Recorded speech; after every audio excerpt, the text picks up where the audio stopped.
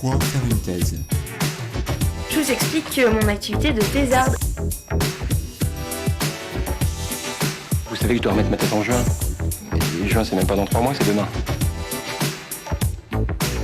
Une thèse sur quoi? Sur rien. Mais, excuse-moi, mais il y a des gens que ça intéresse,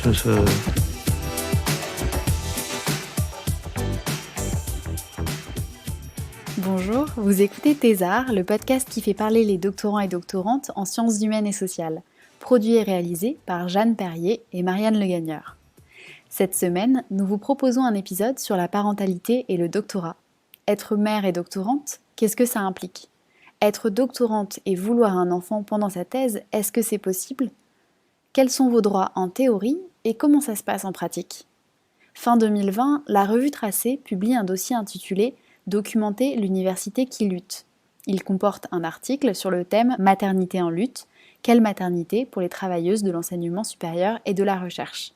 Les témoignages de doctorantes, post-doctorantes et titulaires recueillis par les auteurices soulignent le caractère multidimensionnel des rapports de domination qui se jouent autour du désir d'avoir des enfants, autour de la maternité et des responsabilités parentales dans l'enseignement supérieur et la recherche. Il et elle soulignent la production de temporalité et la précarisation structurelle des métiers de la recherche et de l'enseignement qui contraignent les projets familiaux. Dans l'épisode d'aujourd'hui, nous accueillons Mathieu Arbogast et Aden Gued, tous deux membres de l'association Effigie, pour nous parler de l'enquête réalisée en 2016 par le collectif pour comprendre les problématiques liées à la parentalité pendant les années de jeunes recherches. On a aussi discuté de la thèse d'Aden, être parent pendant ses études, étude du rapport à la parentalité dans l'enseignement supérieur. Les deux chercheurs abordent l'expérience de la parentalité pendant le doctorat, mais également la façon dont la précarité de la période doctorale joue sur l'entrée ou non dans la parentalité. Ils expliquent les pressions qui peuvent être vécues, les contraintes temporelles, l'aspect genré de ces questionnements et le manque d'informations et de prise en charge concernant la parentalité à l'université. Bonne écoute! Alors, bonjour, je m'appelle Aden Gued, je suis docteur en sociologie et à l'Université de Tours. Et dans ma thèse, j'ai travaillé sur les étudiants et étudiantes parents en France à partir de méthodes mixtes, donc des entretiens, du travail d'archives et des exploitations sur des données quantitatives. Moi, je suis Mathieu Arbogast, je suis depuis peu docteur en sociologie de l'EHESS. Si je participe à ce podcast, c'est plutôt en tant que membre de l'association Effigie.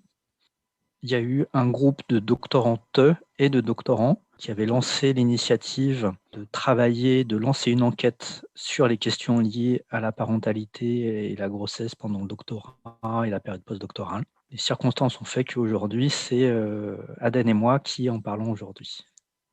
Et justement, est-ce que vous pouvez nous en dire plus sur ce qui vous a amené à travailler sur le sujet de la parentalité chez les jeunes chercheurs et donc notamment dans votre cas, ceux qui sont en thèse et aussi de ce que j'avais compris dans l'après-thèse juste avant de trouver un poste? Justement, c'est l'occasion de préciser que Aden et moi avons rejoint le projet alors qu'il avait déjà été mis sur le tapis par une équipe précédente au sein d'Effigie et par des doctorantes qui avaient des exemples concrets de difficultés dans des labos, soit pour obtenir des informations, soit pour obtenir ce que le droit prévoit, soit des difficultés plus humaines. Et puis moi, donc je suis arrivé sur l'enquête vraiment au moment où elle a été diffusée. En fait, j'ai commencé à travailler dessus. J'avais déjà commencé ma thèse donc qui porte sur les étudiants et étudiantes parents, dans lesquels j'incluais déjà les personnes qui étaient en doctorat, c'est-à-dire que par défaut, je mettais toutes les personnes qui se reconnaissaient dans le statut étudiant-parent dans mon enquête sans faire de tri. Et est-ce que vous pouvez nous présenter un peu plus en détail l'enquête qui avait été réalisée en 2015-2016 au sein de l'association de l'Effigie, justement, et notamment les différentes hypothèses qu'il y avait au départ et les méthodes que vous avez utilisées?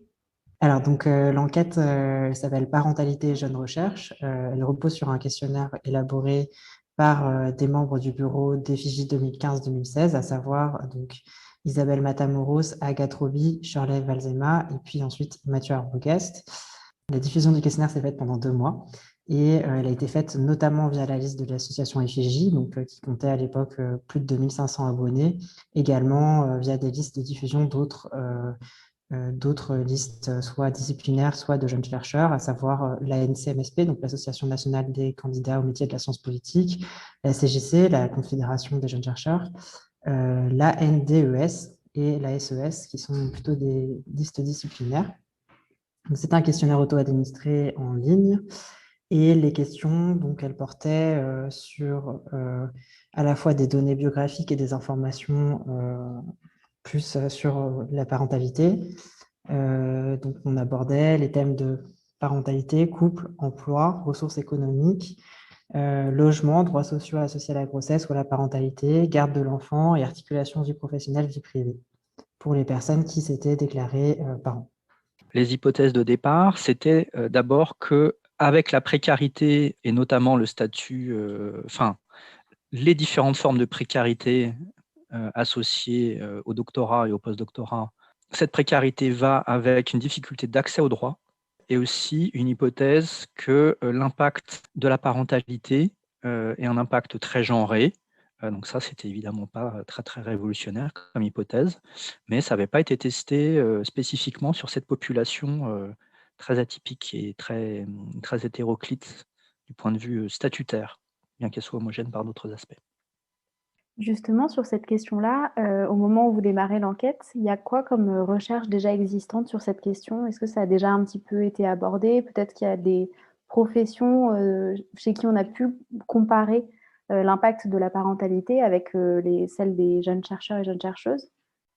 C'est plutôt des travaux dans des pays anglophones. Je pense à une recherche aux États-Unis de Martinez et compagnie sur la période postdoctorale.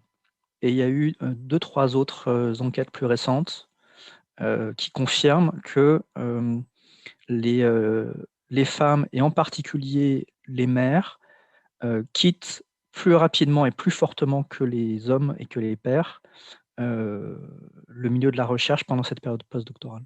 Il y avait aussi, donc depuis, il y a notamment un article de Barbier et Fuselier qui revient donc sur les personnes en postdoctorat en Belgique, sur une population en fait assez spécifique, puisque c'est des personnes qui ont des contrats postdoctoraux et qui parlent de l'articulation de vie de famille et travail, en gros, et qui fait une typologie qui montre, qui est pas mal, et qui montre qu'il y a un impact genré, enfin qu'en gros, le profil de personnes qui abandonnent ou en tout cas se retirent énormément de son travail pour se consacrer à la vie de famille en priorité, c'est plutôt c'est plutôt un profil fortement féminin. Mais il y a les articles de Olivia Buichuan, je crois qu'on prononce son nom comme ça, qui a fait des super articles 2 sur le congé maternité des enseignantes chercheuses. Parce qu'en fait, en gros, si le congé maternité n'arrivait pas en plein dans un semestre universitaire, l'interruption du travail était très mal faite, quoi. C'est-à-dire que à partir du moment où vous ne devez pas donner des cours, on ne prend pas en compte le fait que vous avez été en congé pendant 3 mois.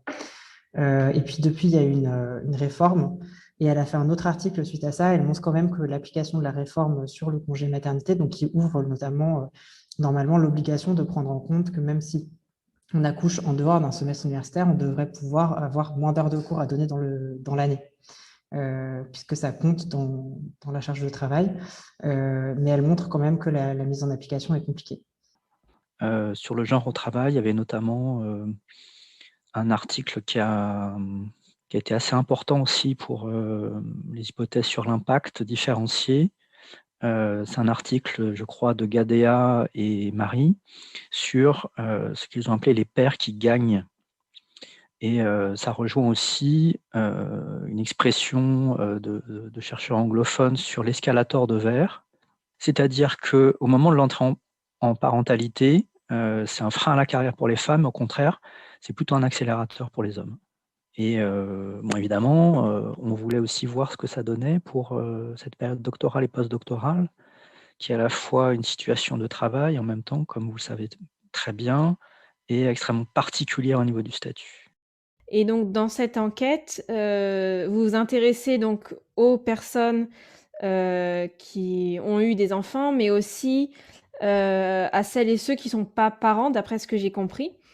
Et en fait, qu'est-ce que ça a apporté à l'analyse et pourquoi vous avez fait ce choix aussi d'inclure des personnes qui n'avaient pas cette expérience de la parentalité? En fait, on ne savait pas trop quoi faire, par exemple, des personnes qui avaient un projet parental ou qui étaient en attente d'un enfant au moment de la passation. Ça nous a amené aussi à nous dire qu'on pourrait faire des comparaisons entre les profils de parents et non-parents.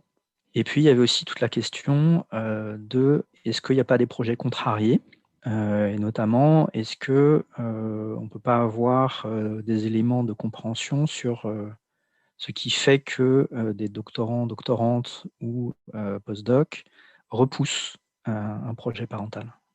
Et est-ce que c'est lié à ce que vous appelez la norme procréative ou est-ce que vous pouvez l'expliciter un peu justement ce terme qui a été utilisé?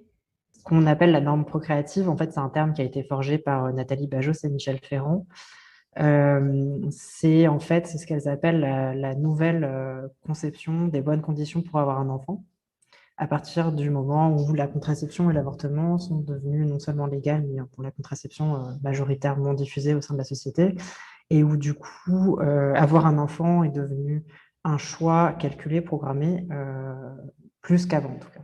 Et donc, elles définissent cette nouvelle norme procréative en donnant un certain nombre de conditions qui reviennent dans des récits de femmes qui ont fait le choix d'avorter et qui justifient leur choix d'avorter parce qu'elles n'ont pas rempli les conditions qu'elles considèrent être les bonnes. Et donc, ces bonnes conditions, c'est un couple parental stable affectivement, psychologiquement et matériellement, la naissance s'inscrivant dans un projet parental et survenant au bon moment des trajectoires professionnelles des deux parents. Donc là, je cite directement Bajos et Ferrand. Donc, il faut à la fois avoir des conditions matérielles, psychologiques, être sûr qu'on est avec la bonne personne, et que ça ne va pas empêcher notre carrière, ou en tout cas au moins la carrière du conjoint. Et donc, effectivement, si on réfléchit à ces bonnes conditions, la période doctorat, post-doctorat, disons jusqu'à ce qu'il y ait peut-être titularisation, est une période qui, a priori, ne remplit pas ces conditions de manière optimale, puisqu'on n'a jamais de promesse, par exemple, d'avoir un poste, et que les revenus sont assez incertains, plus incertains pour certaines que pour d'autres, mais n'empêche. Donc, effectivement, l'idée de comparer les personnes qui ont des enfants et les personnes qui n'ont pas d'enfants pouvait aussi permettre de voir s'il n'y avait pas différents rapports au fait d'avoir un enfant en fonction des situations. Et notamment, je pense qu'une hypothèse de départ qui était possible, je ne sais pas s'il était là, mais c'est probable, c'est que le moment du contrat doctoral, qui est une période de 3 ans avec un revenu assuré et un vrai contrat donc, qui ouvre le droit au congé maternité, etc., pouvait être un moment idéal pour certaines personnes pour concevoir un enfant dans un environnement où un contrat de 3 ans est finalement assez rare. On sait plus largement effectivement que l'incertitude économique a, disons, un effet de retardement sur les projets parentaux. Le fait d'être au chômage a tendance à décaler en moyenne d'environ 1 an les projets parentaux. Donc, ce n'est pas exactement que ça les annule, c'est qu'on repousse dans l'attente d'une amélioration de la situation économique et professionnelle. Je pense qu'on peut aussi ajouter que le doctorat, il a lieu à minima après un master et puis des fois quelques années ensuite, ou voire en reprise d'études, etc. Se déroulant souvent en plus de 3 ans, mais 5, 6 ans. Je crois que la durée moyenne, c'est 5 ans en sciences humaines et sociales. Ça amène quand même à un certain âge, et l'âge fait aussi partie des bonnes conditions pour avoir un enfant. Et voir à certains moments, en fait, Bajos et Ferrand disent que entre en gros 25 et 35 ans, finalement être avec le bon conjoint et avoir une grossesse non prévue, ce n'est pas géré de la même façon qu'avant ou après, et on a moins tendance à avorter, ou alors avec des critères un peu plus, pour des circonstances plus particulières.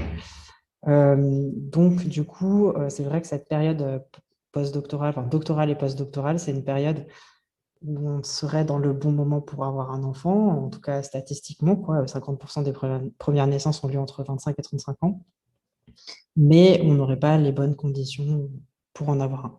Et concrètement, pour aborder les différentes manières dont les personnes se formulent ce calendrier de l'entrée en parentalité, on a demandé aux gens à la fois qui n'avaient pas d'enfants d'ailleurs, s'ils en voulaient maintenant. J'en veux oui maintenant. J'en veux mais plus tard.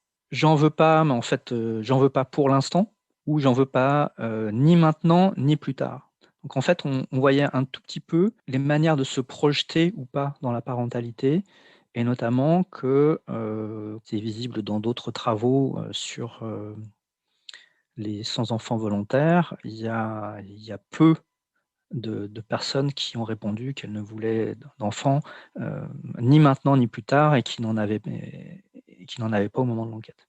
Quelque chose qu'on peut dire aussi par rapport au fait que le questionnaire était ouvert aux parents et non-parents, en fait, on a été assez surpris de constater dans les réponses que la majorité des personnes, enfin, qu'il y avait une grande partie des personnes qui avaient répondu qui n'avaient pas d'enfants. Et 34%, voilà, un tiers hein, de personnes qui ont répondu sans être parents, sans devenir parents. Et on a interprété ça en se disant que sûrement c'était le signe que ce sujet-là intéressait ou préoccupait un certain nombre de personnes, même si elles n'étaient pas immédiatement concernées par une parentalité. Et que peut-être la situation particulière en termes de moments dans la vie et puis de difficultés matérielles, et puis surtout d'instabilité, en fait, de précarité dans l'emploi, jouait dans de fortes préoccupations vis-à-vis du fait de devenir parent ou non.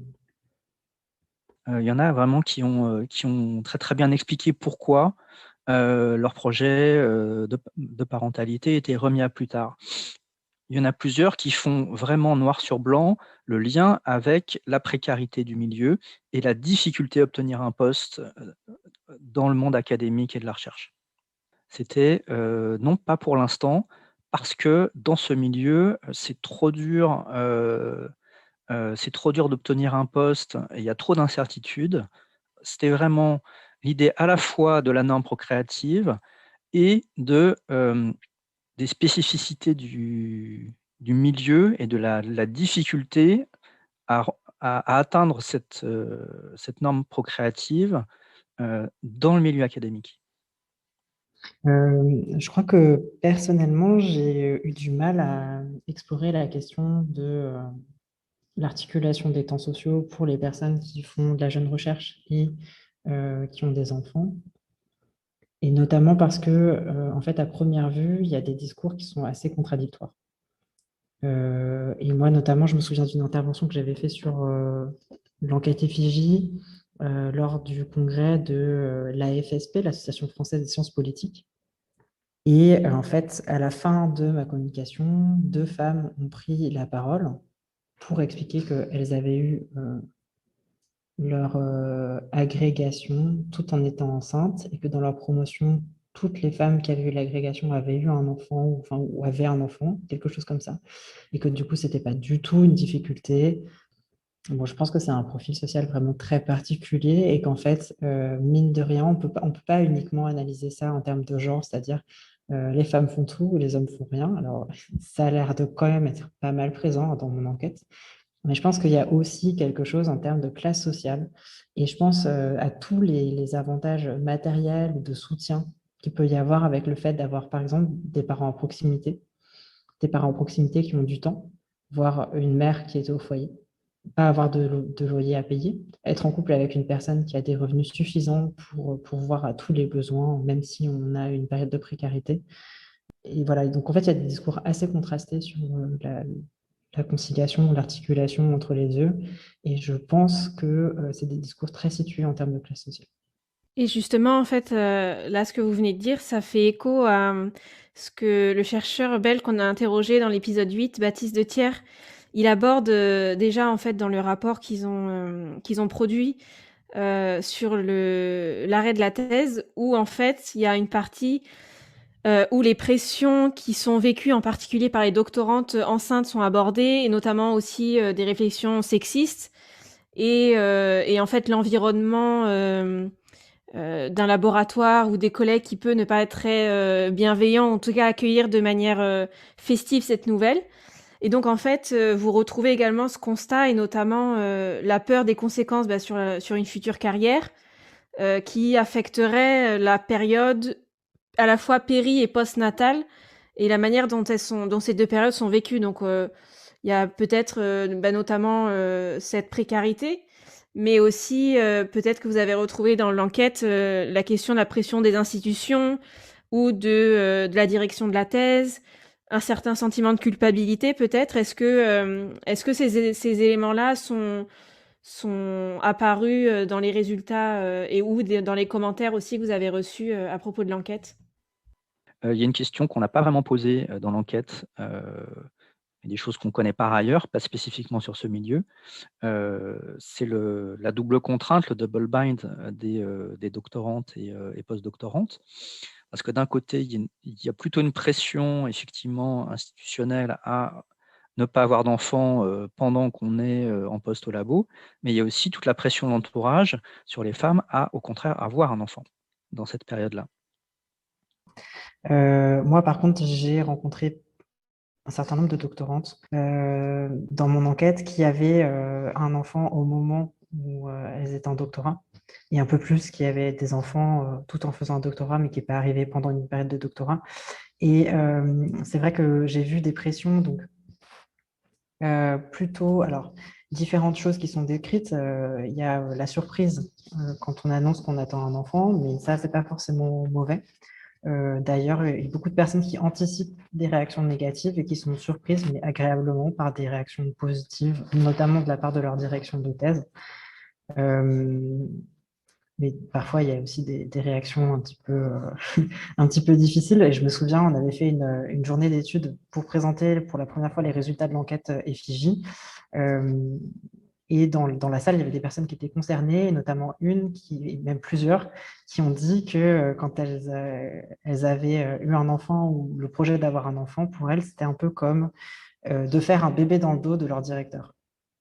Ce qui est assez intéressant, puisque finalement, elles ne sont pas en couple avec leur directeur, hein, mais visiblement, c'est comme si l'entièreté du temps, la disponibilité mentale, psychologique, physique, etc., devait être d'abord au service de sa thèse et donc de la direction de thèse plutôt qu'au service d'autres projets de vie.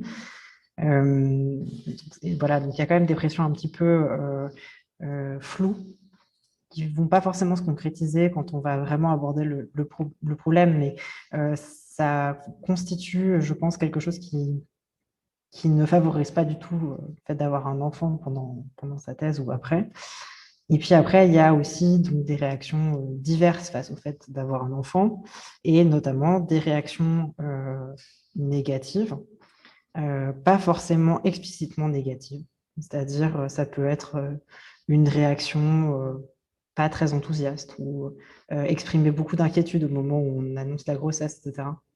Je pense notamment à un cas d'une doctorante que j'ai appelée Lola Molines dans ma thèse, qui fait une thèse en sciences humaines et sociales avec une bourse assez prestigieuse sous la direction de 2 directeurs, et dont un attend d'elle qu'elle soit extrêmement disponible, même pendant son congé maternité. Elle a un congé maternité parce qu'elle accouche pendant son contrat doctoral.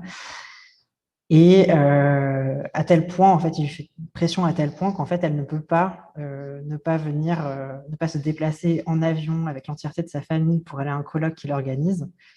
Son directeur avait l'air de dire qu'il n'y avait aucun souci pour qu'il y ait un nouveau-né dans la salle, ça allait déranger personne, etc. Sauf que Lola raconte que s'il y a des enfants qui sont peut-être des enfants idéaux, extrêmement calmes, etc., le sien, ce n'est pas du tout le cas. Et que quelque part, ben voilà, elle est arrivée, il a commencé à pleurer, après il a fait caca, donc il a fallu changer la couche, etc., etc. Donc une série de galères auxquelles elle était obligée de se confronter parce qu'il y avait trop de pression pour qu'elle vienne. Et puis suite à ça, son directeur de thèse extrêmement déçue et énervée, qui ne comprend pas qu'elle puisse pas rejoindre le repas dans la soirée avec les personnes qui organisent des colloques, etc., etc. Une situation un peu absurde. Et en fait, bon, alors ça, c'était une anecdote un peu longue, mais je pense qu'il y a beaucoup de micro-situations comme ça, où l'absence de disponibilité est vécue comme une forme d'abandon de sa tâche doctorale, avec aussi quelque chose peut-être qu'il faudrait explorer. Moi, je ne l'ai pas beaucoup fait, mais dans la relation doctorante, directeur, directrice de thèse, des éléments qui ne sont pas bien définis. On ne sait pas si c'est une relation juste professionnelle, une relation également amicale, voire une relation un peu de soumission paternelle. Enfin, voilà. Et tout ça, comme je pense que c'est quand même une relation souvent peu définie par les institutions et puis aussi au sein de la relation entre les membres, donc entre la direction et la personne qui fait la thèse, ça, effectivement, ça favorise le fait d'avoir des débordements ou des pressions qui peuvent s'apparenter à du harcèlement, même si c'est difficile de mettre ces mots dessus quand on le vit. On n'a pas dans l'enquête de personnes qui repoussent un projet d'enfant à cause d'une pression explicite dans le labo. En tout cas, c'est pas rapporté comme ça, ou alors c'est tellement intégré parmi quelque chose d'autre, un ensemble de pressions plus large que c'est pas mentionné en tant que tel. Ça n'a pas été rapporté explicitement, ce qui ne veut pas dire que ça n'existe pas. Ce qui nous a été rapporté, mais c'est aussi le questionnaire qui était orienté vers ça, c'était les réactions. Et là, effectivement, pour aller dans le sens d'Aden, ça faisait ressortir une forme de redevabilité, comme si quand on était en doctorat, on n'était pas dans une relation d'encadrement, mais aussi redevable de quelque chose d'autre, de jamais vraiment explicité. Je voulais ajouter deux petites nuances. Alors déjà, donc c'était pas du tout dans le cadre de mon enquête, mais moi j'ai une amie qui était en doctorat plutôt en sciences de l'ingénieur et à qui la directrice de thèse a explicitement dit que le doctorat n'était pas la bonne période pour avoir un enfant, parce qu'elle la savait en couple, stable, etc. Donc effectivement, ça existe, hein. Peut-être que ça existe plus dans des domaines autres que sciences humaines et sociales. Peut-être aussi parce que c'est des thèses qui sont souvent plus courtes. D'une thèse à l'autre, l'impact de la grossesse et de la parentalité n'est pas le même non plus. Il y a des domaines en biologie, par exemple, ou en chimie, où les produits manipulés, la manipulation d'appareils de radiographie, des choses comme ça, font qu'on est interdit d'accès au labo pendant une certaine période, pendant la grossesse. Quand on a un calendrier de travail qui est très serré pendant la thèse, c'est vrai que ça complique aussi le respect des échéances telles qu'elles avaient été convenues au départ, mais qui ne sont pas forcément toujours réalistes non plus. Donc, c'est ça que l'impact n'est pas toujours le même aussi en fonction du contenu même de la thèse. L'autre nuance que je voulais apporter, c'est qu'en fait, j'ai aussi rencontré des doctorantes avec lesquelles, pour lesquelles la directrice de thèse était extrêmement encourageante et un appui important dans le fait notamment d'obtenir des prolongements de financement de thèse suite à un accouchement, etc. Mais ces directrices de thèse avaient elles aussi eu des enfants ou un enfant pendant leurs études et valorisaient le fait d'avoir un enfant comme un acte important. Donc, ce n'est pas n'importe quel profil. On a un petit nombre de contre-exemples, effectivement, dans l'enquête aussi, de pères, mais aussi de mères, qui disent que l'impact de leur premier enfant a été bénéfique, parce que ça a créé d'autres formes de liens, et un petit peu comme si on accédait au monde des grands, d'une certaine manière. Et ce qui est intéressant dans ce que vous soulignez, c'est qu'en fait, on a tendance à inventer un peu l'ultra-disponibilité, et la flexibilité des horaires, en tout cas dans la recherche, parce qu'on peut s'organiser à peu près comme on veut. En fait, ça demande aussi une disponibilité extrême. Est-ce qu'il y a aussi eu des retours sur ceux effectivement qui sont parents et qui bénéficient peut-être de cette flexibilité, ou en tout cas qui en tirent des choses positives, ou est-ce que ça a été une contrainte d'avoir cette cette flexibilité qui demande à l'inverse une disponibilité à l'extrême dans la recherche? Il y a un vrai problème de prise en charge, des coûts associés aux déplacements professionnels, aux colloques, aux missions, qu'elles soient courtes ou longues, encore plus longues d'ailleurs. Et quand en plus on n'est pas financé ou quand on est dans une période de thèse où on n'est plus financé, c'est d'autant plus compliqué. Il y a des endroits où il y a des chèques emploi-service dont on peut bénéficier en tant que salarié, CDD de longue durée. Déjà, il faut savoir que ça existe. Il faut être effectivement dans le statut qui permet d'en bénéficier. C'est pas énorme non plus. Donc c'est encore plus difficile pendant cette période de thèse, ou de post-doc, de bénéficier de ces soutiens qui, en plus, souvent ne sont pas suffisants. Dans la typologie de Barbier et Fuselier, en fait, il montre que certains parents disent qu'avoir un enfant les aide au contraire soit à ne pas être trop envahis par le travail parce que ça leur donne des horaires, soit à être plus efficaces sur leur travail. Mais bon, la question derrière, c'est aussi qui prend en charge les tâches domestiques. Est-ce qu'il y a un partage équitable de ces tâches-là au sein du couple voilà. Et donc, est-ce que vous pouvez en dire plus sur les impacts spécifiques pour les femmes jeunes chercheurs par rapport aux pères qui seraient dans la même situation professionnelle et notamment dans le cadre, là, on parle en plus d'une parentalité hétérosexuelle, donc c'est aussi, faut peut-être le souligner. Et donc des différences si les deux sont dans le milieu de la recherche ou il y a des différences aussi quand le monde professionnel n'est pas le même entre les deux dans le couple? Alors sur l'hétérosexualité, on a extrêmement peu de couples de même sexe dans l'enquête. C'est vraiment une population très, très, normée, souvent d'origine sociale favorisée, Moi, j'ai juste rencontré, c'est un doctorant qui est en couple avec une doctorante. Il est en thèse financée lorsque sa femme tombe enceinte puis accouche. Elle est également en thèse financée, donc du coup, elle a un congé maternité. Il me dit cette citation que je vais vous lire. Et du coup, moi, j'ai eu mes 15 jours de congé de maternité. Donc ça s'est bien goupillé parce que c'est tombé à Noël, donc ça a permis de me faire quasiment un mois de vacances avec les 15 jours. Déjà, il parle de vacances. Donc j'ai bien pu en profiter et ensuite je me suis remis à travailler tout de suite. Et ma femme, elle a eu les 4 mois de congé maternité classique. Donc cette période a été assez facile pour moi parce que du coup, comme ma femme, elle ne travaillait pas, c'était surtout elle qui prenait en charge le quotidien avec le bébé. Comme elle allaitait, tout ça, moi j'étais finalement un peu secondaire.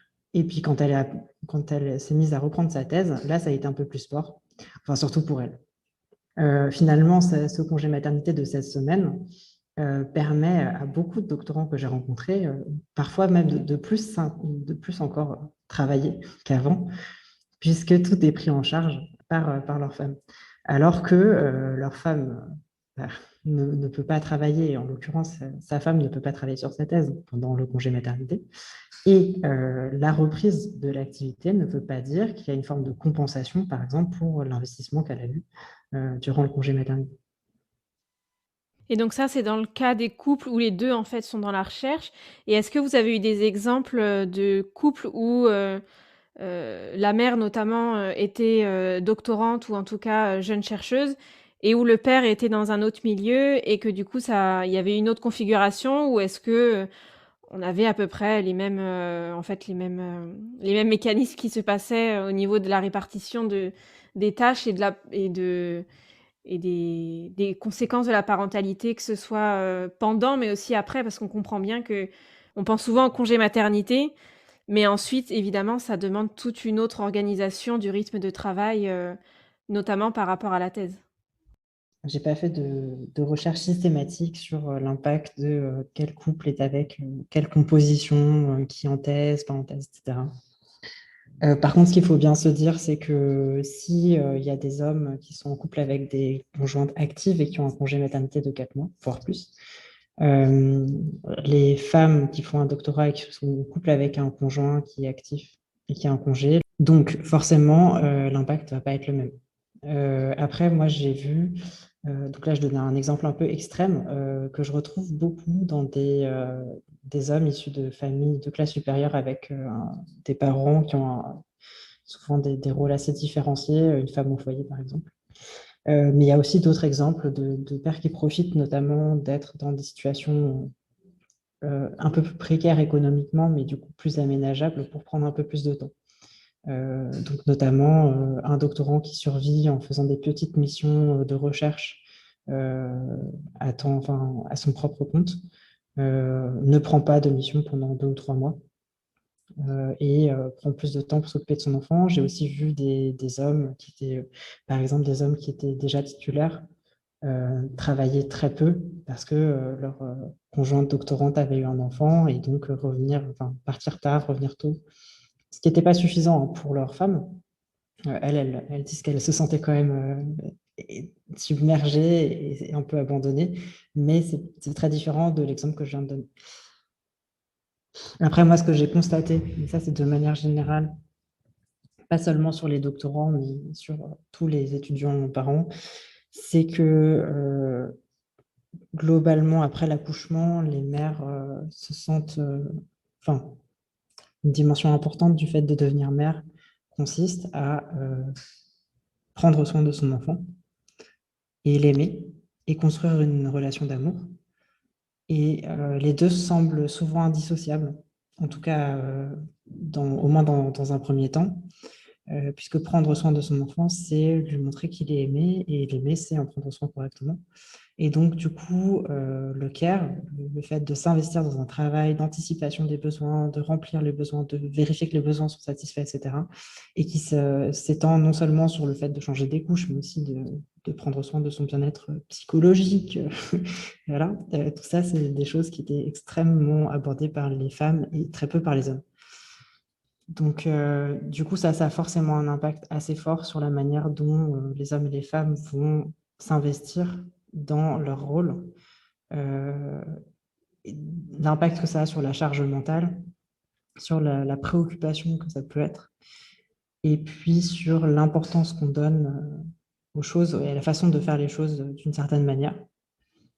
Et aussi, j'ai vu des hommes qui étaient sans emploi, en couple avec des étudiantes, qui par ailleurs ne prenaient pas du tout en charge la totalité des tâches. Donc on voit que, j'ai l'impression, sur le statut étudiant, dont les doctorants et doctorantes ne sont pas totalement extraits, que quand c'est un homme qui est étudiant, ça peut être lu comme une forme d'investissement pour le futur dans une carrière, et qu'il y a des femmes actives en couple avec des étudiants qui vont beaucoup prendre en charge l'enfant, même après le congé maternité, pour permettre cette carrière, alors que des femmes étudiantes en couple avec des hommes actifs ou même inactifs ne vont pas réussir, ni de leur part, à s'extraire de la responsabilité qu'elles ont d'aimer leur enfant, d'être là pour eux, et puis aussi du plaisir qu'elles ont à faire ça. Et en même temps, aussi, ne vont pas forcément réussir à être prises suffisamment au sérieux par leur conjoint pour qu'ils facilitent le fait d'être suivis. Et vous parlez également dans l'enquête, l'enquête révèle un problème d'information sur les droits des jeunes chercheurs parents et notamment tout ce qui est congé maternité. Et donc concrètement, en fait, quels sont les droits d'une étudiante, d'une doctorante qui tombe enceinte? Quels sont ses droits en théorie et en fait, comment ça se passe en pratique? Et aussi peut-être quelles sont les différences en termes de droits au niveau des statuts? Parce qu'on a évidemment ceux qui sont financés, même des différences au niveau des contrats, à la fois en théorie et puis en pratique, comment ça s'applique? Alors, je profite de votre question pour vous signaler, je ne sais pas si on vous l'avait dit, que l'association Effigie a sorti une fiche juridique sur les étudiants, les jeunes chercheuses et chercheuses parents et les droits, qui regroupent à la fois des questions de congés et des questions de revenus. À quelles ressources on a le droit de demander quand on est jeune chercheur ou jeune chercheuse. Donc le fait d'être doctorant en soi ne donne pas accès à un congé maternité a priori. Ce qui donne accès en fait au congé maternité en France, c'est le fait d'avoir un statut salarié, voire un statut indépendant, et de travailler un certain nombre d'heures depuis un certain temps. Ça s'applique à quand même la grande majorité des femmes actives, mais par contre, être étudiant ou étudiante ne donne absolument pas accès à un congé maternité. a priori, et dans la plupart des facultés. Et pour le coup, être doctorant, statutairement, c'est être inscrit comme étudiant ou étudiante de troisième cycle. Si on est doctorant ou doctorante avec un contrat de travail, donc contrat doctoral, etc., alors bien sûr, on a le droit à un congé maternité comme les autres. Et là, on va retrouver des problématiques classiques de jeunes chercheuses, par exemple, de ce que l'article montre sur les problèmes des chercheuses, des enseignantes chercheuses et leur congé maternité. Le fait notamment de réussir ou non à avoir une décharge de cours. Moi, j'ai rencontré une doctorante plutôt dans un domaine artistique qui était enceinte pendant son année d'ATER. Et donc, elle était enceinte dès le début. Et en fait, l'école pour laquelle elle travaillait s'est arrangée pour mettre sur son premier semestre, donc le semestre où elle n'allait pas être en congé, l'ensemble des 192 heures qu'elle devait donner pour son ATER. Et ça, c'est vraiment quelque chose d'assez classique, malheureusement. Et c'est d'autant plus difficile de sortir de ces situations que quand même, il y a beaucoup de questions de réseau professionnel qui jouent, et qui jouent notamment dans le recrutement et de réputation, etc. Donc, cette doctorante, en l'occurrence, avait du mal à faire valoir le fait qu'elle voulait faire moins d'heures. Et puis, déjà, elle a réussi à faire uniquement 192 heures, et c'était déjà un peu une victoire. Mais bon, voilà. Heureusement, la plupart des universités respectent le fait qu'on ne peut pas faire plus de 192 heures. En général, quand même, quand on est en thèse, on peut demander à faire une année de césure. La plupart des écoles doctorales le proposent, et ça peut être envisagé comme une solution qui permet d'interrompre en fait le contrôle de l'avancement de la thèse, qui est une contrainte quand même de plus en plus présente dans l'encadrement juridique des thèses, puisque maintenant le nombre d'années de thèse est en tout cas théoriquement limité à 6, avec des justifications pour se réinscrire parfois, et les écoles doctorales peuvent être particulièrement dures sur l'inscription. Alors en plus, il y avait le CDD de recherche postdoc, donc je n'en ai pas parlé, mais bien sûr, c'est pareil, ça ouvre droit, comme tout CDD, un congé maternité. Le souci qu'on va avoir, par contre, c'est les vacataires. Et comme il y a beaucoup d'enseignements dans l'enseignement supérieur qui sont donnés par des vacataires, et le statut de vacataire n'ouvre droit à rien du tout, en fait. Un des problèmes qui se pose quand même par rapport au contrat doctoral et au congé maternité, c'est qu'en fait, c'est un CDD, un contrat doctoral de 3 ans. Le congé maternité prend 4 mois. Les 4 mois sont payés par la sécurité sociale, c'est-à-dire qu'il y a une suspension du salaire qui fait que l'employeur ne paye pas ces 4 mois. Donc théoriquement, on devrait pouvoir avoir 4 mois financés en plus, et ça n'est pas possible. En tout cas, la plupart des écoles doctorales ne le font pas. Donc, le plus simple pour avoir ces 4 mois en plus, c'est de trouver un autre financement que plutôt de demander le paiement de ça. Plusieurs types de difficultés. Il y a connaître les droits dont on pourrait bénéficier. Parfois, on a du mal à obtenir que le droit soit appliqué. Soit parce qu'on est face à des gens qui ne jouent pas complètement le jeu, soit parce qu'il y a des stratégies comme le fait de mettre tout le service sur un semestre, par exemple, pour ne pas avoir à donner de décharge d'heures. Et un troisième problème qui est beaucoup plus complexe, c'est celui du non-recours au droit.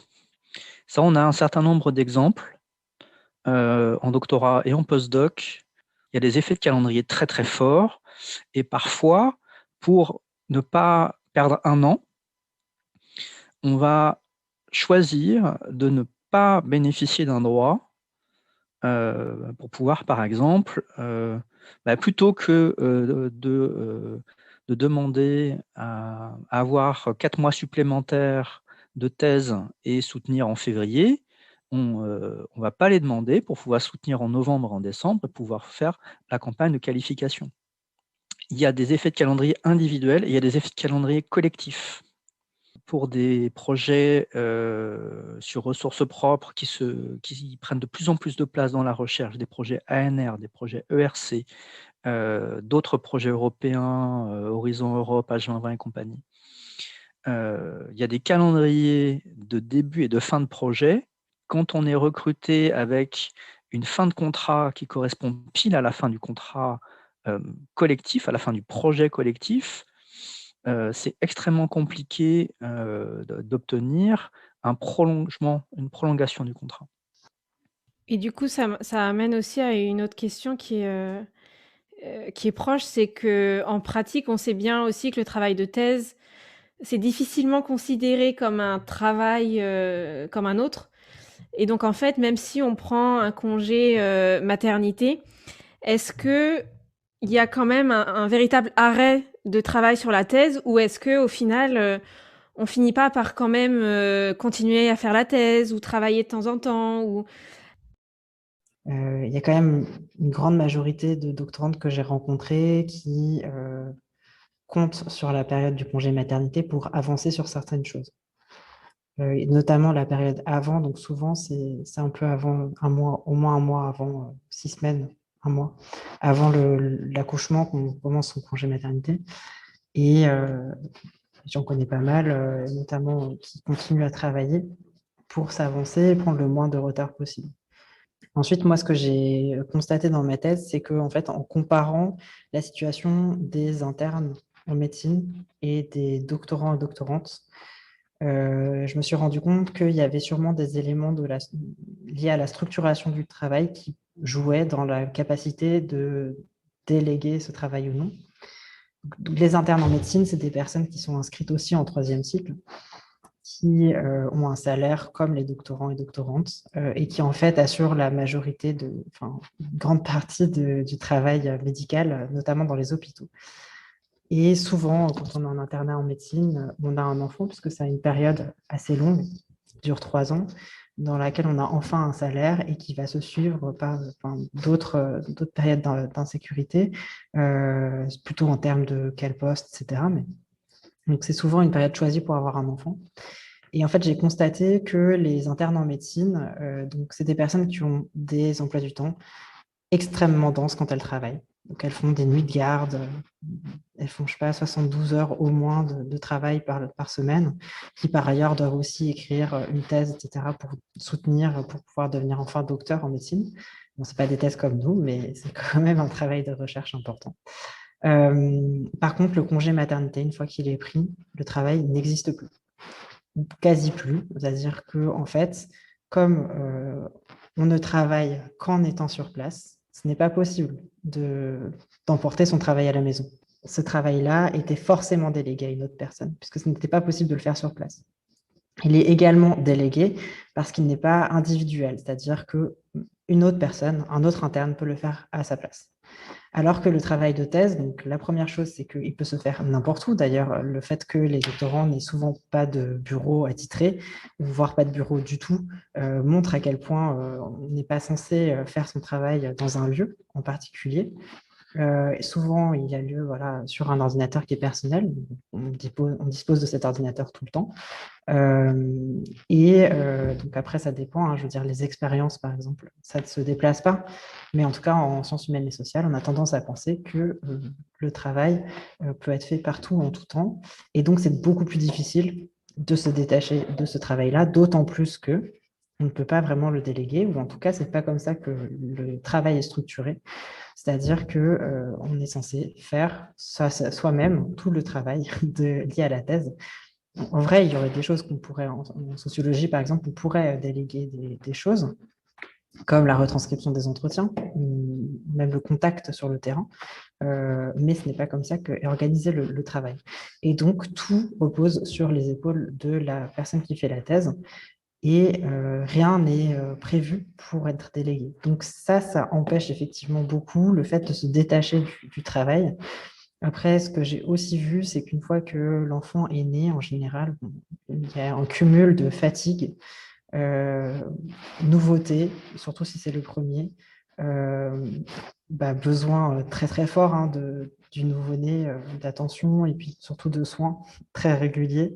Tout ça fait que, en général, la thèse a quand même pas mal mise entre parenthèses, même par des personnes qui ne prévoyaient pas de le mettre entre parenthèses, sauf exception de type conjoint extrêmement présent et qui, dès le départ, a insisté sur le fait qu'il allait prendre en charge la majorité des tâches liées à l'enfant. Une chose aussi, pareil, un effet de calendrier, j'en ai vu quelques exemples sans citer d'institutions, mais il y a des institutions qui ont un calendrier extrêmement serré, très précis sur l'encadrement doctoral, avec des périodes de rendu, de présentation, d'entretien à mi-parcours ou d'entretien annuel. Et tout est organisé en fonction d'un calendrier qui fait qu'on est quand même sollicité, même si on est en congé maternité, parce que voilà, c'est à ce moment-là et c'est pas à un autre moment.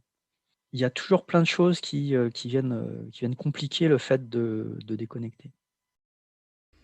Et en parlant des institutions, justement, l'enquête d'effigie et aussi la thèse d'Aden ensuite, elles permettent quand même d'ouvrir un questionnement sur les institutions universitaires et sur parfois, en fait, leur inaptitude, justement à prendre en charge ce genre de situation, à prendre en charge la parentalité étudiante, parce que même quand on a un contrat doctoral, on reste dans ce statut étudiant.